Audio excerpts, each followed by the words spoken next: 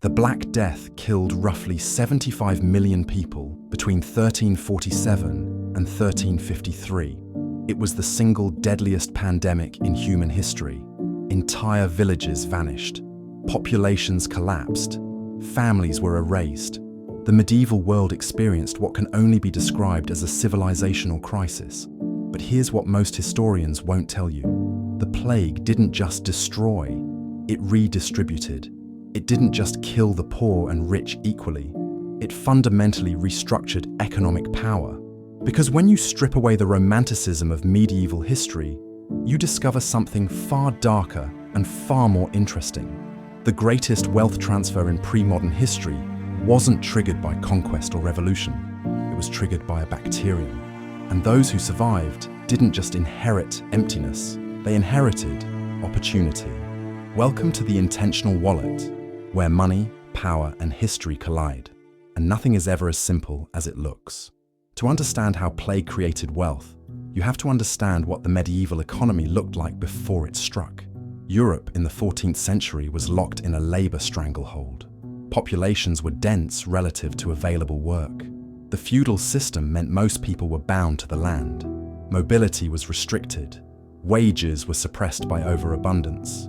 A peasant had few bargaining positions. A noble had many. Land was the only real source of wealth, and land was hoarded by aristocratic families who had owned the same estates for centuries. Social mobility didn't exist. Class was permanent. For a person born a serf, the path to freedom was so narrow it barely existed. And because there was always another desperate peasant willing to work for almost nothing, there was no reason for anyone to pay more. The system was designed for stagnation. Every person above you had every incentive to keep you below. Then the plague arrived. It wasn't a gradual decline. It was a sudden, catastrophic depopulation. In some regions, mortality rates exceeded 50%. Entire rural communities were emptied in months. The psychological shock was matched only by the economic shock. Suddenly, there weren't enough workers. The abundant labor supply that had kept wages artificially low for centuries evaporated almost overnight.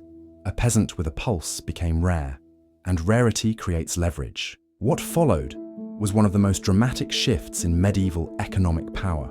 In England, laws like the Statute of Labourers were passed specifically to try to cap wages and prevent workers from demanding more. The fact that these laws existed at all proves the point. For the first time in recorded medieval history, workers had negotiating power. Nobles were desperate.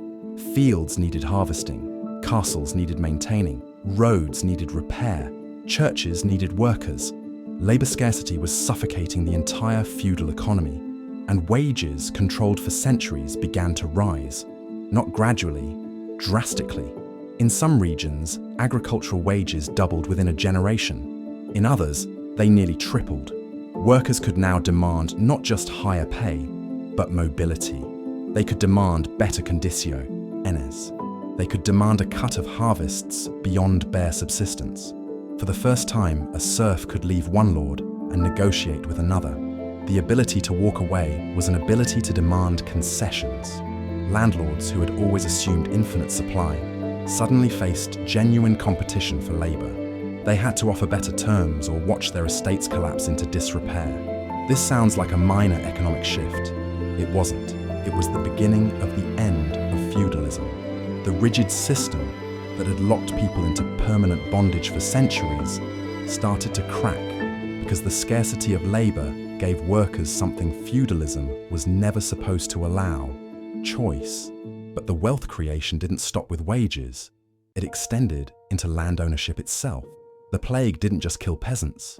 It killed nobles, clergy, merchants, and landowners. Large estates that had remained in family hands for centuries suddenly faced succession crises.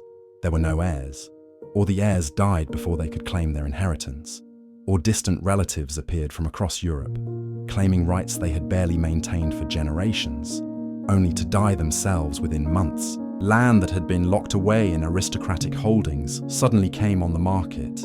Forced sales, estate liquidations, property transfers to pay funeral expenses and death taxes. And who had money to buy it? Not the traditional nobility.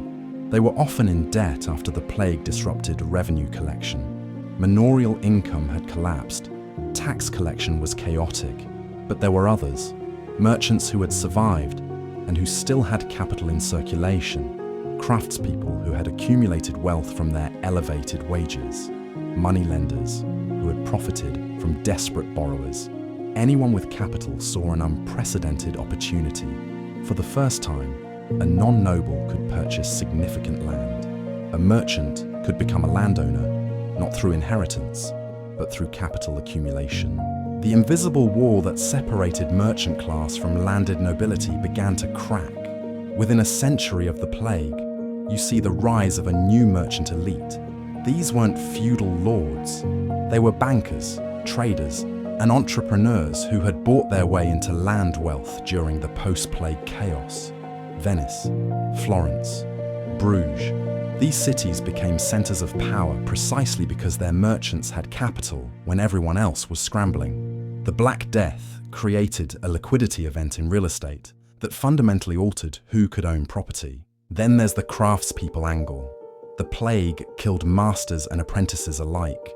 Entire trades were decimated. Generations of knowledge were lost when apprenticeships were broken. But here's the crucial part. Demand for goods didn't disappear.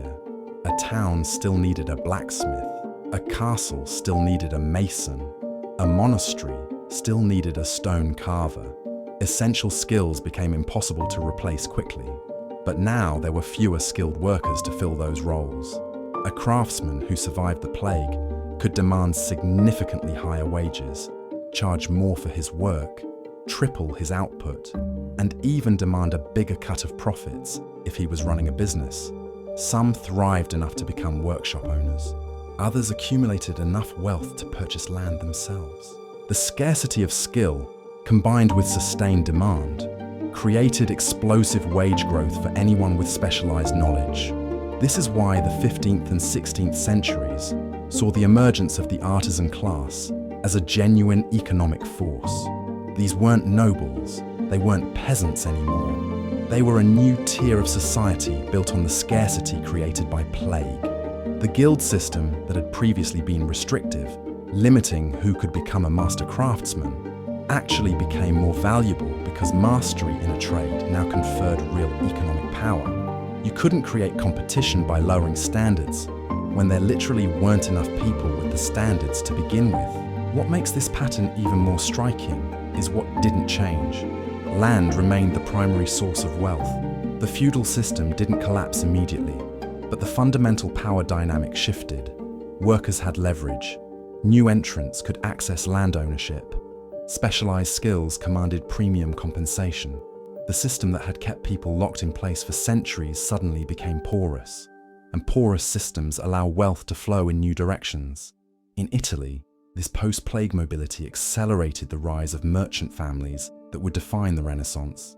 The Medici didn't come from ancient nobility. They came from a banking family that benefited from the economic chaos and opportunity of the post-plague period. They had capital when others didn't. They could invest when the market was dislocated.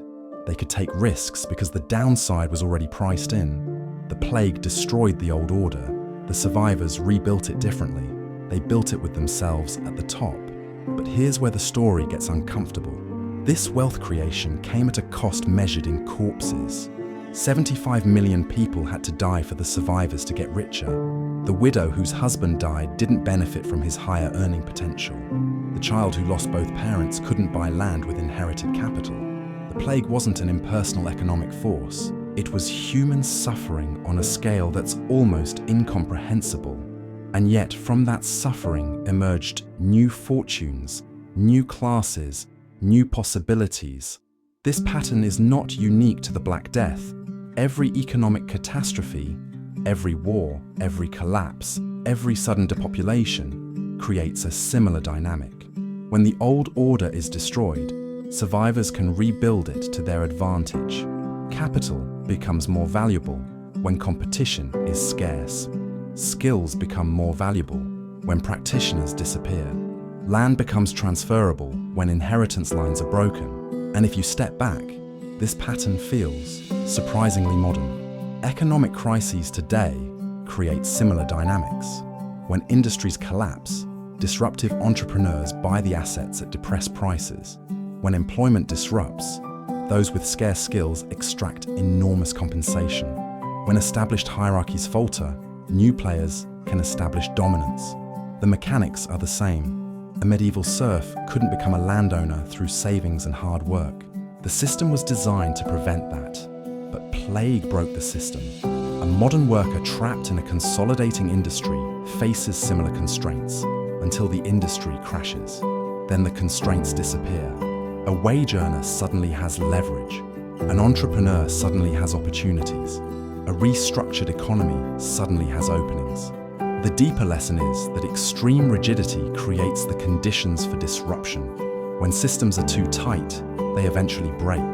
And when they break, those positioned to take advantage emerge with unprecedented power. If this gave you a new perspective, hit subscribe.